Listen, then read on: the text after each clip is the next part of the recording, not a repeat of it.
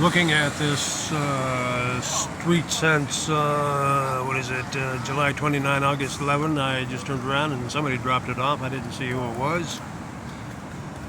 MLK Library threatens arrest for sleeping outside.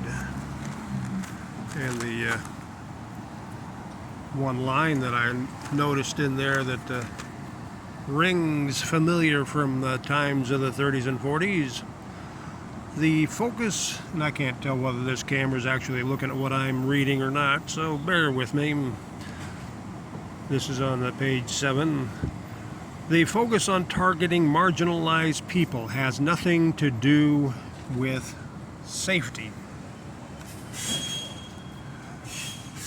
Now, sleeping outside, there also appears to be a thing that Ms. Bowser,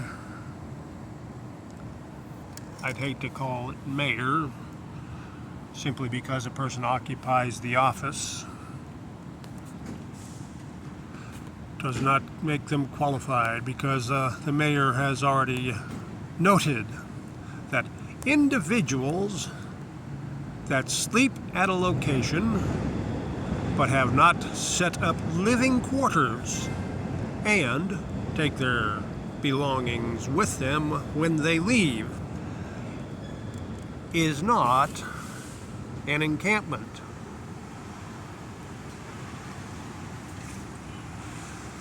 Those who do not study the history of past societies and our own are doomed to repeat it. There's a relatively young man back in the 30s and 40s who perverted a friendship signal, sign, whatever you're going to call it, symbol, into what has become the modern symbol for hatred. His name was Adolf Hitler, and he targeted the marginalized people of society and gradually whittled away at them. When we do not hold our government officers accountable to the very rules that they're supposed to be abiding by, that they even created, for that matter, and we allow them to change them at a whim, okay? There are a lot of things that we can do as a society without violating other people's rights. Take, for instance, the whole anti-gun thing. We have allowed our government to violate Amendment 2, whether it's city, county, state, or federal, because Amendment 2 does apply to absolutely every political jurisdiction within and for these United States of America. A few people, depending on your relative definition of a few, kill several people with various style firearms. So we ban firearms generally across the whole population without special government permission. Instead of actually taking into account Amendment 13, punishment for such criminal activity. See if this thing keeps recording now. I'll find out in a bit. Amendment 13 says that the person who is going to suffer Amendment 13 penalty must be duly convicted, which means 1, the law must be constitutionally authorized. 2, the government cannot have violated any of the individual's rights to get a conviction or a jury or a guilty verdict. No plea bargains. That violates Amendment 5 by compelling a person to be a witness against themselves in order to obtain a more lenient sentence. A jury trial, not a judge trial, because that would otherwise violate Amendment 6. The jury is not optional in criminal prosecutions. The unreasonable search and seizure. Anytime after the actual incident has occurred,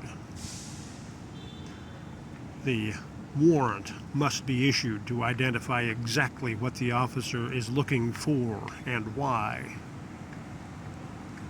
and where it is to be where it's supposed to be located in that search.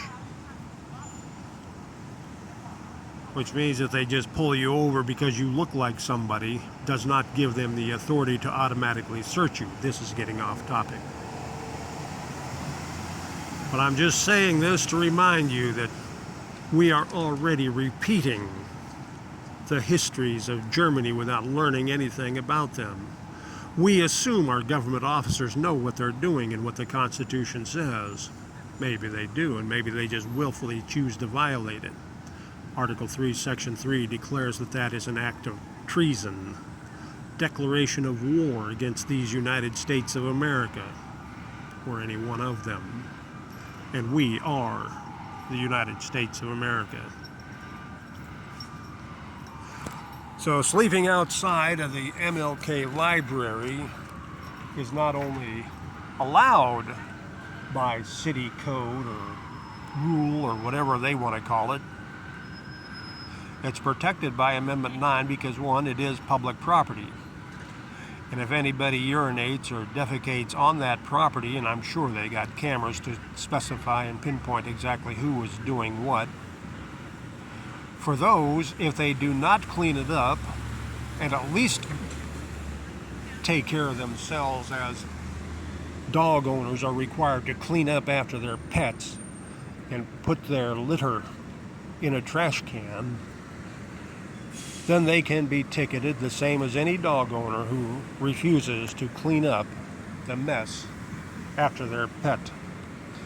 If they litter, and there's camera footage of that, for that they can be punished because now they are polluting public space. But simply occupying it is not a constitutionally enforceable, prosecutable act because of Amendment 9, rights retained by the people. And long before these United States of America ever came to exist, and long before Amendment 9 ever came to exist, we the people have always occupied whatever has been called public space. Sometimes for protesting unjust government, sometimes just for survival. What you do, society, either by allowing the government to continue its acts or stopping it while we still can. If you think it's not your problem, remember the likes of people in Hitler's Germany while he was theoretically in control.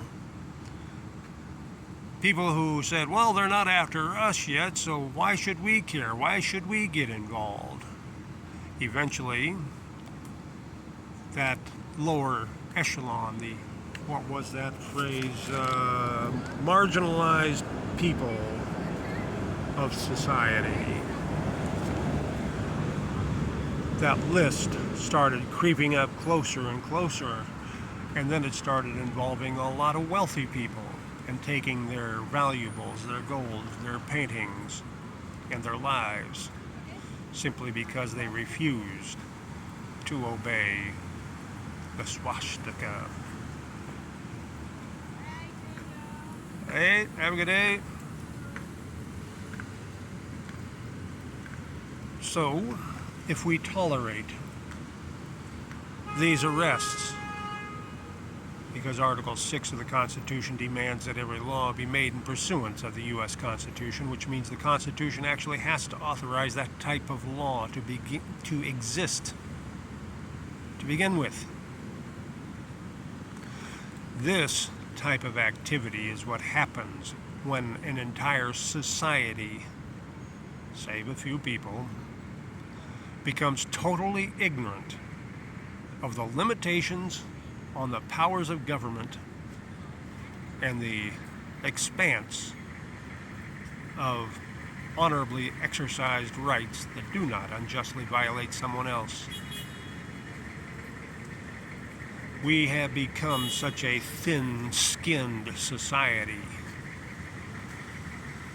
that even the least bit of activity that we find offensive, we've got to call the police in.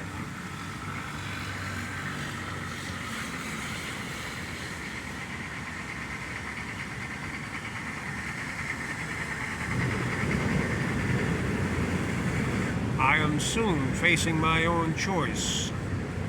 Well, I've actually been facing it for a good number of decades, several decades, at the very least, as to whether the people of this society are worth protecting, because our nation's pledge says that we, the governed people, mutually pledge to each other our lives, our fortunes, and our sacred honor. When there is no mutual pledge,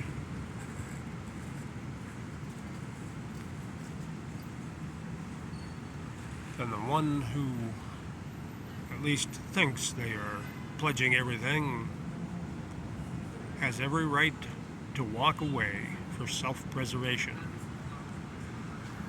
to keep the idea of what is supposed to be these United States of America alive and maybe transplanted somewhere where it will grow among people who do want it.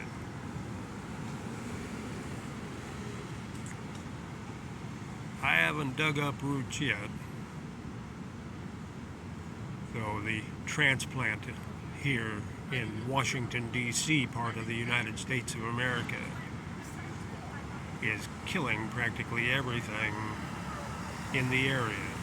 And we as a society do nothing. We look the other way.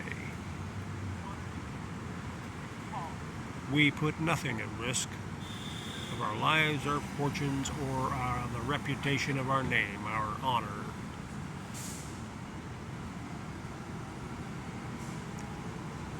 Up to you. Got a sign out here that says, "Clean, honest government is up to me," and in a kind of a smiley face under 2 exclamation points. It states, "The Reader."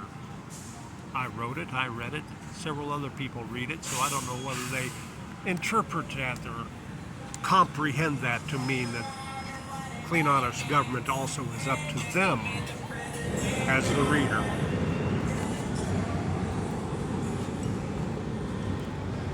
Yeah, looks like it